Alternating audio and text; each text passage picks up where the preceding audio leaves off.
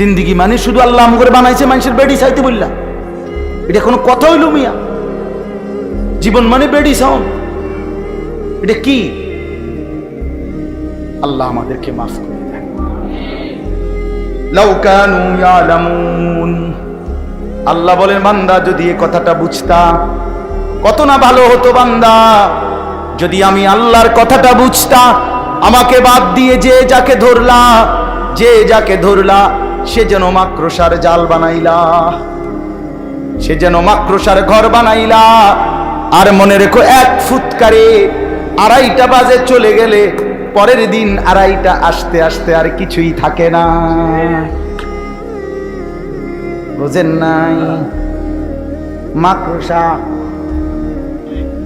কার ঘর? মাকড়সা। আমি আল্লাহকে বাদ দিয়ে যে যাকে ধরলা সে যেন মাকড়সার ঘর বানাইলা। এজন্য দুনিয়ার কোনো ক্ষমতা ধরই আসলে কোনো ক্ষমতা ধরে না। আল্লাহ যদি স্বাভাবিক রাখে, এই যে এতক্ষণ আল্লাহ স্বাভাবিক রাখে, এতক্ষণই মাতবরি করে। আল্লাহ তাআলা তার দয়া নিরাপত্তার চাদর একটু যদি সরাইয়া দেয় আর বেল থাকে না, আর বেল থাকে না। এটাই দুনিয়া, এটাই দুনিয়া, এটাই দুনিয়া।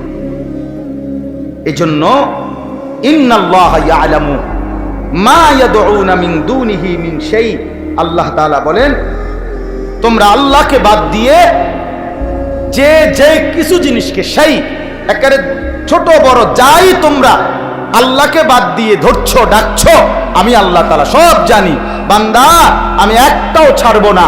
ওহুয়াল আজিজুল হাকিম, আল্লাহ মহা ক্ষমতাধর এবং সমস্ত বিষয়ের জ্ঞানী। আমি সব জানি, আমি সব ক্ষমতা রাখি। আমারে বাদ দিয়া কে কখন কাকে ধরছো, কারে ডাকছো, কার কাছে গেছো, আমারে বাদ দিয়া আমি আল্লাহ সবটার হিসাব কড়ায় গন্ডায় বুঝায় দেব, বুঝায়। হ্যাঁ, আমারে বাদ দিয়া গাছের মধ্যে হুতা বাঁধ দিছ, লাল সুতা বাঁধ দিছ, তোমার বউর বাচ্চা হয় না। হ্যাঁ, সুতা বাঁধ দিলে বাচ্চা হয়ে যাবো। হ্যাঁ, কারে বাদ দিয়া কারে ধরছ? কচ্ছপের কাছে কেন সন্তান চাইলা? কথা বলেন না। কচ্ছপের কাছে কেমনে সন্তান চাইলা? লাল শালুর কাছে কেমনে সন্তান চাইলা? কেমনে চাইলা? তোমার বিবেক, এটা কি বিবেক? কার কাছে চাইলা বান্দা? কামটা করলা কি কামটা করলা? হায় মুসলমান, ভুল কইরেন। কোন অবস্থাতেই নিজের কিংবা স্ত্রী সন্তানকে আল্লাহকে বা 30 বছরও যদি কারো সন্তান না হয় তবুও ডাকতে হবে কাকে? হ্যাঁ, 80 বছরও যদি সন্তান না হয় তো জীবন ভর ডেকে যাইতে হবে কাকে? আল্লাহকে, আল্লাহকে, আল্লাহকে। আল্লাহকে বাদ দিয়ে হাজত রাওয়া, প্রয়োজন পূরণকারী আর কেউ নাই। সব প্রয়োজন পূরণ করেন কয়জন? কে? ইন্নাল্লাহা ইয়ালামু মা ইয়াদউনা মিন দুনিহি মিন শাই, আমি আল্লাহকে বাদ দিয়ে যে যাকে ডাকছো আমি সব জানি, আমি ছেড়ে দেব না।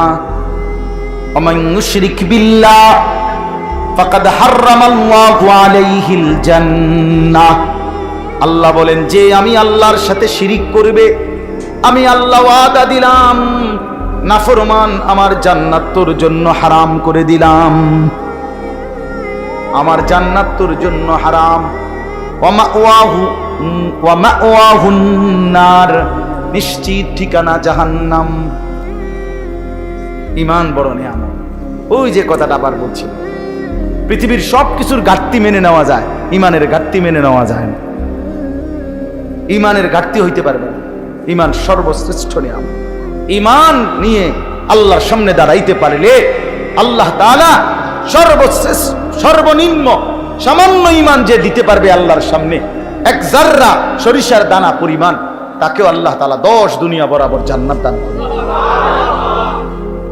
এজন্য চলেন আল্লাহকে না ভুলি। সর্বশেষ আল্লাহ বলেন অতিলকাল আমসালু নাদরিবুহা লিন্নাস, আল্লাহ বলেন মাকড়সার মতো প্রাণীর উদাহরণ দিয়ে আমি তোমাদেরকে বুঝাইছি, উদাহরণ দিয়া তোমাদের সামনে আমি দৃষ্টান্ত দিয়া কথাটা বুঝাইছি, ঠিক কি না বল? আচ্ছা, এরপরে না বুঝার কি আছে? কথা বলেন যে আল্লাহকে বাদ দিয়ে তুমি যাকে ধরবা সেটা যেন তুমি একটা মাকড়সা, যেই মাকড়সা কি বানাইলো? নিজের ঘর বানাইলো, আর সেই ঘর সবচেয়ে দুর্বল, ঠিক কি না? তো এই কথাটা, এই উদাহরণটা আপনারা বুঝছেন না। এরকম একজন বুঝমান লোক, মানে আমি বুঝছি না কথাটা, এরকম একজন ভাগ্যবান লোক আতোটা আপনি ছবি উঠাই, মানে এই কথাটা আপনি বুঝেন নাই। এরকম না বুঝার কি আছে? একজন ভাই আছেন এখানে? না বুঝার কোনো যুক্তি আসেনি এখানে। আল্লাহ বলেন ওয়া তিলকাল আমসালু নাদরিবুহা লিন-নাস। আমি আল্লাহ তাআলা এইভাবেই উদাহরণের মাধ্যমে, দৃষ্টান্ত দিয়ে দিয়ে মানুষদেরকে আমার কথা বুঝাইছি। কোরআনে বহুভাবে আল্লাহ তাআলা বুঝাইছে রে বাপ, কতভাবে চেষ্টা করছে আপনারা তো জানেন। কোরআন শরীফে আছে একটা আয়াত, বড় বেশি, আমার সবচেয়ে বেশি কলিজার মধ্যে লাগে কোরআনের যেই আয়াত, সব আয়াতই দামি, সবচেয়ে বেশি হিট করে, যেটা আঘাত করে, আল্লাহ তাআলা কোরআনুল কারীমের মধ্যে বলছেন ফাবিআইয়ি হাদীসিন বা'দাহু ইউমিনুন। আমার বান্দা, আমি আর কোন কথা বললে, কেমনে বললে তুমি বিশ্বাস করবে?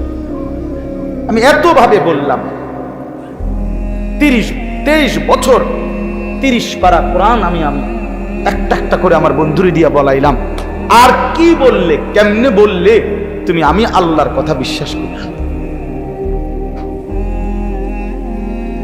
হ্যাঁ, হাসরের ময়দানে আল্লাহ জিজ্ঞেস করবে, যুবক ভাই, আল্লাহ বলবে বান্দা, আমার মতো আল্লাহ পেয়ে, মুহাম্মদ সাল্লাল্লাহু আলাইহি সাল্লামের মতো রাসূল পেয়ে, ইসলামের মতো ধর্ম পেয়ে, কোরআনের মতো কিতাব পেয়ে, এই চারটাই সর্বশ্রেষ্ঠ, আল্লাহও সর্বশ্রেষ্ঠ, রাসূলও সর্বশ্রেষ্ঠ, কোরআনও সর্বশ্রেষ্ঠ, ইসলামও সর্বশ্রেষ্ঠ, চারটি সর্বশ্রেষ্ঠ নিয়ামত পেয়ে এরপরেও বান্দা কেমনে নষ্ট হল,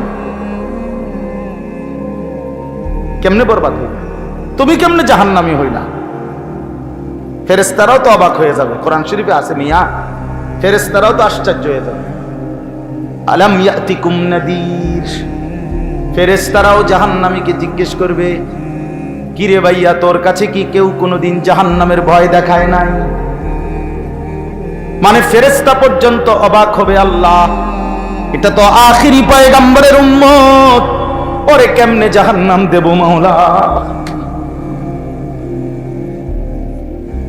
ফাকাইফা ইযা জিনা মিন কুল্লি উম্মাতিন বিশাহীদ ওয়া জিনা বিকা আলা হাউলাই শাহীদা।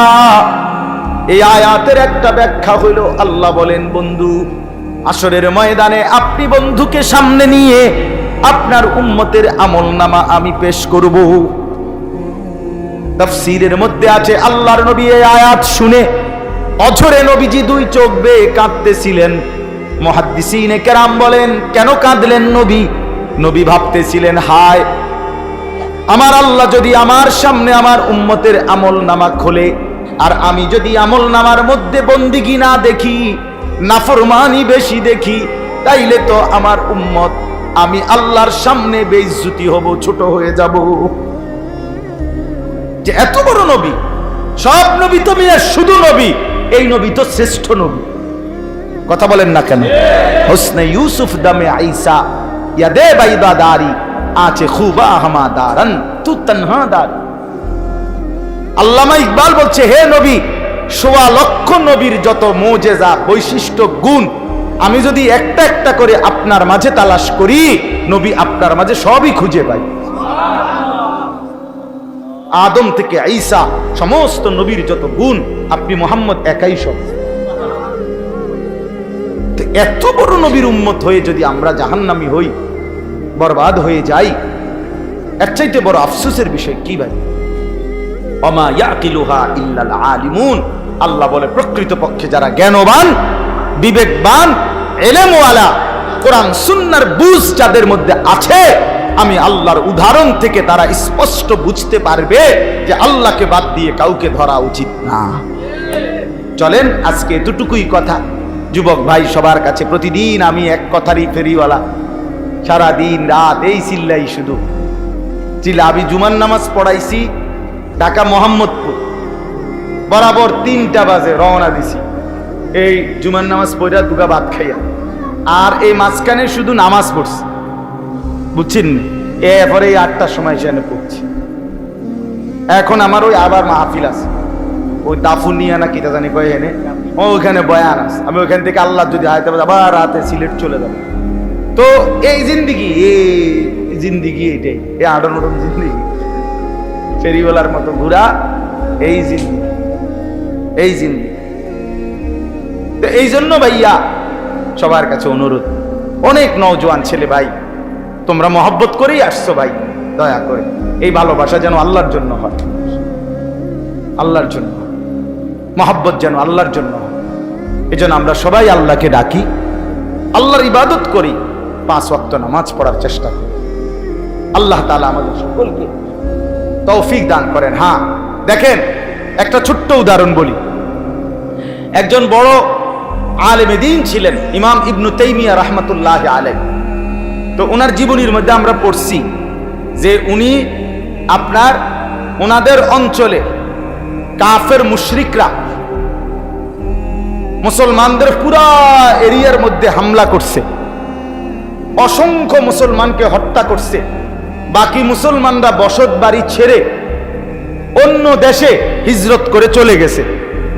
তো ইমাম ইবনু তাইমিয়া রাহমাতুল্লাহর জীবনীতে আছে, উনি বলেন আমাদের পরিবার ছিল এলেমওয়ালা পরিবার, সকলেই ছিল আলেম দিনদার, এবং আমাদের পরিবারের মধ্যে অগণিত কিতাব ছিল, ধর্মীয় বই। আমরা যখন সিদ্ধান্ত নিলাম আমরাও চলে যেতে হবে এলাকা ছেড়ে, তো উনি বলেন যে আমরা আমাদের পরিবারের ছোট বড় নারী পুরুষ আমরা সবাই মিলে শুধুই কেবল পরনের বস্ত্র ছাড়া অতিরিক্ত বোঝাই হিসাবে যা কিছু আমরা কাঁধে করে নিয়ে গেছি, শুধুই আমাদের কিতাবগুলো আমরা কাঁধে করে নিয়ে গেছি, আর কিছুই আমরা নেই নাই, শুধু কিতাবগুলো আমরা নিয়ে গেছি, ছোট বাচ্চা থেকে বুড়া মানুষ পর্যন্ত। ইসলামে এই কিতাব, এই পাঠাগার মানে ইসলামী বইয়ের সমষ্টি। এই ইসলামী এই ধারা অর্থাৎ জবানের মাধ্যমেও এই 1450 বছর ধরে ওলামায়ে কেরাম আল্লাহর কথা বলতেছেন, আবার একদল সাধক কলমের মাধ্যমেও ইসলামের বাণীগুলো লিখে যাচ্ছেন, ঠিক কি না বলে?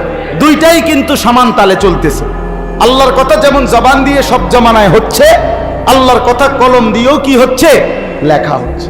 এজন্য এই পাঠাগার নিঃসন্দেহে ইনশাআল্লাহ বরকতময় পাঠাগার। আমিও আপনাদের কাছে অনুরোধ করি, বিশেষ করে নওজোয়ান এবং মাঝ বয়সী বয়স্ক বাবা চাচারা দোয়া করবেন তাদের জন্য।